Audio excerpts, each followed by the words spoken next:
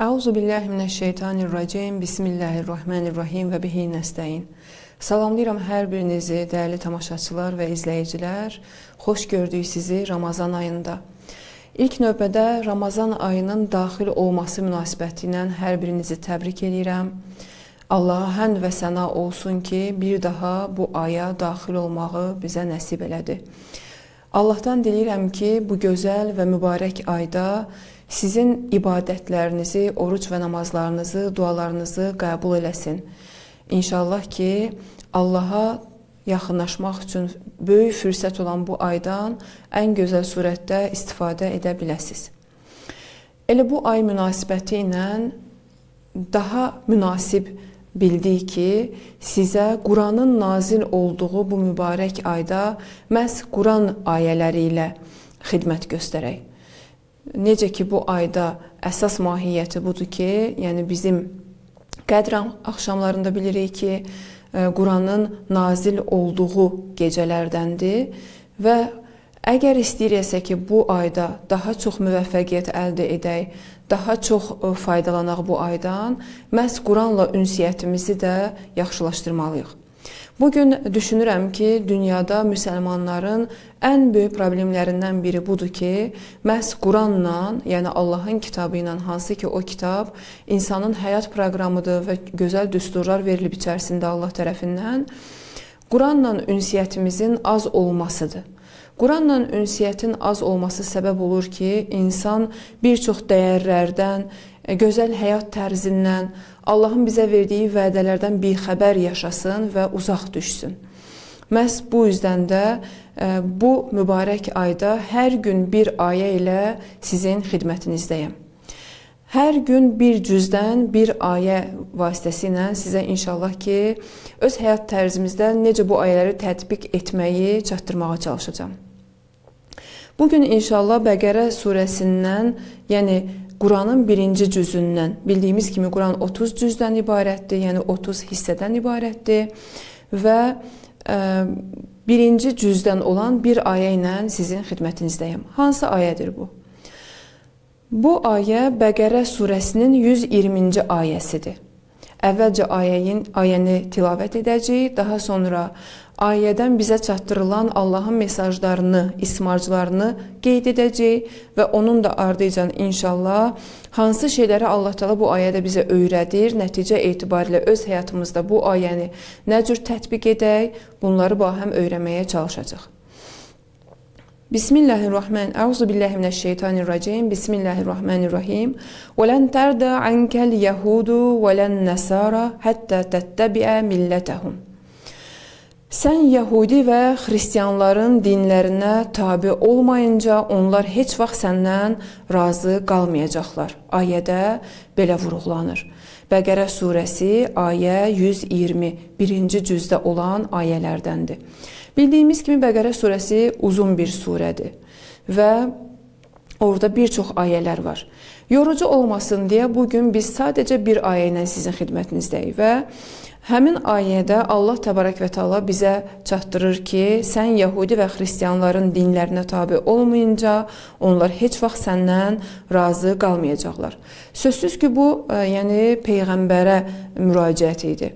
Lakin bildiyimiz kimi hər bir ayənin tarixi hadisələri olduğu kimi təkcə tarix olaraq qalmır, eyni zamanda hər günə uyğun oradan hansısa nöqtələri çıxarış edib həyatda tətbiq etmək olur və vacib və zəruridir. Nə qədər biz Quranla fasilə götürsək, nə qədər biz Qurandan ayrı düşsək və bilgimiz olmasa Quranın bizə çatdırdığı məsələlər və nöqtələr barəsində, o qədər də düşmən ən başda şeytan və nəfsimiz və zahiri düşmənlər bizə daha çox qələbə çalmaqda müvəffəq olacaqlar. O yüzden də gəlin bu ayə haqqında qısa da olsa bir baxış keçirdək. Ayədə sanki Allah Teala bizə çatdırır ki, lazım deyil ki biz düşmən olanları, İslam dini ilə düşmən olan şəxsləri razı salaq və yaxud qeyri dinləri razı salaq. Hər nə qədər biz geri çəkilsək, hər nə qədər biz onları razı salmağa çalışsaq, onların xoş tutmağa çalışsaq, Onlar bir o qədər də bizim üzərimizə gələcəklər və bizi geri çəkəcəklər. Addımlarımız geriyə doğru olacaq. Yəni qısacası ya hər şey ya heç nə təfəkkürü bugün var qarşı tərəfdə. Yəni belə deyil ki, yəni İslamla müxalif olan kəslər bugün bizdən sadəcə bir qisim şeyləri istəməklə qane olsunlar. Onlar az adı altında bizdən hər şeyimizi ala bilərlər. Necə ki Allah Teala Qurani Kərimdə bizi dəvət edir ki, "Fələ təxşəvhum və əxşəvni", yəni biz hər nə qədər düşməndən çəkinib qorxu içərisində, yəni geriyə çəkilsək, düşmən o qədər də bizim üzərimizə addımlayacaq. Bu yüzden də Allah Teala Qurani Kərimdə bizi dəvət edir ki, biz düşmənlərdən qorxmayaq. Necə ki buyurur, "Fələ təxşəvhum və xşəvni", düşmənlərdən qorxmayın, yalnız məndən qorxun. Yəni yalnız məni nəzərinizdə tutun. Düşmənləri nəzərdə tutub addım atmayın.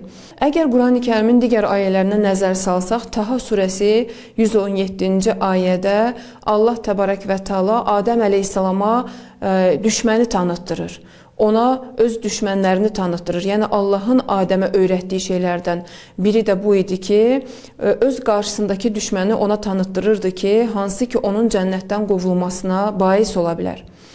Düşmənin işi insanın həyat tərzləri ilə məşğul olmaq, onu öz yolundan saptırmaq, onu tamamilə ələ almaqdır. Yəni hətta Peyğəmbərin dövründə də Peyğəmbər məhz ona görə mübarizə aparırdı ki, onlar İslamla mübarizə aparırdılar və bəzi müharibələr var ki, İslam dünyasında tarixdə qeyd olunubdu. Bunlar hamısı məhz onların heç nə ilə qane olmamasına işarə və dəlalət edir. Və biz əgər bu günləri nümunələr götürsək, məsələn, ola bilsin ki, tam aydın olmasın. Aydın olması üçün kiçik bir nümunə çatdırmaq istəyirəm sizə. O nümunə bundan ibarətdir ki, bugün biz görürük ki, İslamın modernizm adı altında sanki Qərb dünyasına və digər insanlara xoş gəlsin deyə, bəyənilsin deyə İslamın hətta bəzi hökmlərini dəyişdirməyə çalışırlar. Modernizm adı altı ilə İslamın hökmlərini başqa cür göstərməyə, çatdırmağa çalışırlar. Hətta bir çox məsələlərdə İslamın mədəniyyətini dəyişdirməyə, başqa cür çatdırmağa çalışırlar insanlara və düzgün formada təbliğ etmirlər İslamı. O yüzden də sanki öz hökmlərimizi, şəri hökmlərimizi, əxlaqi dəyərlərimizi başqa cür formalaşdırırıq və modern İslam insanlara sanki təqdim edirik. Bu nədən irəli gəlir? Yəni bizim öz dinimizdən sanki utanç hissi etməyimiz, sanki qarşı tərəfləri razı salmağa çalışmağımız bais olur ki, yavaş-yavaş bəzi şeyləri bugün deyək ki, belə etsəm nə olar, eyb yoxdur, bunu etməyim, bu cür çatdırım, razı salım, xoşa gələn formada eləyim. Bu cür, bəli, nəticə etibar ilə biz bir gün görəcəyik ki, artıq dinimizi də və şəriətimizi də təhrif etmişik. Və hər nə qədər biz buna çalışsaq da, inanın ki, Quranın deyiminə əsasən biz onları razı sala bilməyəcəyik. Ta ki biz öz dinimizdən xaric olaq və onların dininə daxil olaq. Bəs deməli, nə etməliyik? Onların oyununa gəlməməliyik və öz dinimizi olduğu kimi qəbul etməli və dinimizin hökmlərini olduğu kimi çatdırmalıyıq. Bəli, İnsan zahirə, batinə, insanlarla rabitəsinə və əlaqələrinə diqqət yetirməlidir, ən gözəl surətdə davranmalıdır. Lakin bu, İslam çərçivəsində olmalıdır. Belə olmasın ki, biz bugün, məsələn, İslamın haram buyurduğu bəzi şeyləri insanlara sanki Allahın haram buyurmadığı kimi çatdıraq, başqa formalarda çatdıraq. O yüzden də bu ayə bizə çatdırır ki, biz düşmənləri razı salmağa çalışmayaq və heç vaxt da bacarmayacaq onları razı salaq. Çalışaq ki, öz dinimizdə möhkəm olaq. Çünki əgər möhkəm olmasaq, onlar bizi azğınlığa düçar edə bilərlər. Və düşmənin proqramlarına bugün biz nəzər salsaq, görəcəyik ki, hətta onların yazdıqları öz protokollarında belə bu qaydalar var ki, sanki qeyd ediblər ki, biz elə edəcəyik ki, onlar, yəni müsəlmanlar biz deyən tərzdə yaşayacaqlar. Biz dediyimiz kimi yaşamağa məcbur olacaqlar, ta ki bizim qulumuz olsunlar və bizim nökərimiz olsunlar. Necə ki biz bunu bugün həyatımızda müşahidə edirik. Mod adı ilə, dəb adı ilə insanlar bugün hər cür çirkin formada geyimlərdən istifadə edirlər, özlərini müxtəlif donlara, şəkillərə salırlar. Hətta bugün qadınlar öz zahirlərindən narazıdır. Düşmənin onlara təqdim etdiyi, qərbin onlara təqdim etdiyi üsullarla yaşamağa çalışır. Yemək tərzimiz, geyinmək tərzimiz, toylarımız, ad günlərimiz və hətta yas mərasimlərimiz, hətta qəmlənməyimiz, şadlanmağımız, hər bir şeyimiz sanki düşmənin bizə təqdim etdiyi formanı almağa başlayır. Və mədəniyyətimiz tamamilə dəyişik formada formalaşmağa başlayır. Onların tək məqsədi budur ki, bizdən hər şeyi alsınlar, ta ki razı olsunlar. Bizdən hər şeyi almayınca razı olmayacaqlar. Bu ayədə Allah bizə başa salır ki, düşmən heç vaxt razı olmayacaq bizdən və çalışmayaq ki, biz onları razı salmaq üçün yaşayaq bu dünyada. Gərək onların işlərindən xəbərdar olaq, onların işlərindən agah olaq və bilək ki, yəni biz hansı təhlükələrlə üz-üzəyik və üçüncü növbədə öz dini kimliyimizi və mədəniyyətimizi qorumağa çalışaq. Bizim üçün dəbi, bizim üçün yaşayış tərzini, yemək tərzini, oturub durmaq tərzini qərb və yaxud digər şəxslər təyin etməsin. Bizim üçün bu yolları, bu qaydaları Allah öz kitabında və Əhl-i Beytin vasitəsilə təyin edibdir. Və bu ayəyə əməl etmək üçün nə edə bilərik? Yəni, nə cür addımları atmalıyıq? İlk növbədə qərbin tövsiyələrini, filmlərini, cizgi filmlərini, geyim tərzlərini, yemək, içmək, hətta rəftar tərzini ki, bizə təlqin edərək sırıyırlar və özümüz də hətta bunu hiss etmirik. Onlara qarşı diqqətli olaq və həssas olaq və aldanmayaq. İlk növbədə məsələ agəhlıq məsələsidir. Yəni, bir araşdırmamız olsun, baxaq görək ki, hansısa şeyi bizə çox gözəl surətdə təqdim edirlərsə, bunun altında nə yatır, hansı nöqtələr yatır, hansı təhlükələr bizi gözləyir. Digər cəhətdən, düşmənə qarşı ümidli olmayaq, xoşbin olmayaq ki, mən bugün onun dediklərinə boyun əyim, sabah bəlkə o da mənə tərəf gələr. Bəli, İslamda hətta düşmənlərlə və yaxud müxalif şəxslərlə də davranış tərzi var. Söhbət sözsüz ki, İslamı tanımayan adi insanlardan getmir. Proqramlı surətdə İslam əleyhinə çalışan şəxslərdən gedir və müxalif olan şəxslərdən gedir. Düşmənə qarşı xoşbin və ümidli olmamaq bizim proqramımızda olmalıdır. Digər önəmli nöqtə isə budur ki, Peyğəmbər və onun əhl-i beytini özümüzə ən yaxşı örnək və nümunə bilək. Bəli, ola bilər ki, biz Peyğəmbəri və əhl-i beyti özümüzə nümunə bilirik. Amma bilməliyik ki, dünyada ən yaxşı nümunə onlardır. Nəinki yaxşı nümunə, ən yaxşı örnək onlardır. Hansı ki, biz onların addımları ilə, onların bizə göstərdiyi rəftarlar və davranışlarla addımlamalıyıq. Necə ki, Allah onları ən yaxşı nümunə qərar verib bizim üçün, biz də onları öz həyatımızda ən yaxşı nümunə kimi istifadə etməliyik. Və onların yolu ilə və Peyğəmbərin sünnəsi ilə getməliyik. İcazə verməməliyik ki, düşmən bizim həyat tərzimizi öz istədiyi kimi dəyişsin. Necə ki, bugün müvəffəq olub ki, bizim cavanlarımızı, bizim yeniyetmələrimizi, uşaqlarımızı virtual aləm vasitəsilə, sosial şəbəkələr vasitəsilə, müxtəlif filmlər və cizgi filmləri vasitəsilə ələ alsın.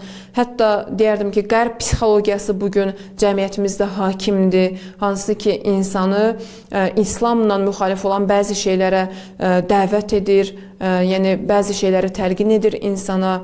Psixologiya adı altı ilə insanların həyatına sirayət edirlər. Yaşayış tərzimizi, geyim tərzimizi bugün bizim özümüz təyin etməliyik. Nəinki bizim üçün kimlərsə, hətta bugün bu ilin rəngini, gələn ilin rəngini, bu rəngləri və yaxud dəbləri bizim üçün biz özümüz təyin etməliyik. Nəinki digərləri bizim üçün bunu ölçsün, biçsin, təqdim etsin və biz də onu rahat şəkildə qəbul edək. Gəlin bu ayda elə ilk günündə qərara alaq ki, Allahın kitabı ilə, Qurani Kərimlə rabitəmizi düzəldək, ayələrlə işləməyə başlayaq və ayələri öz həyatımızda, həyat tərzimizdə tətbiq etməyə çalışaq və öz həyatımızda böyük bir yenilik əldə etməyə başlayaq. Sizi Allaha əmanət edirəm. Gələn gündə görüşmək ümidi ilə sağ olun, salamat qalın. Allah ibadətlərinizi qəbul etsin.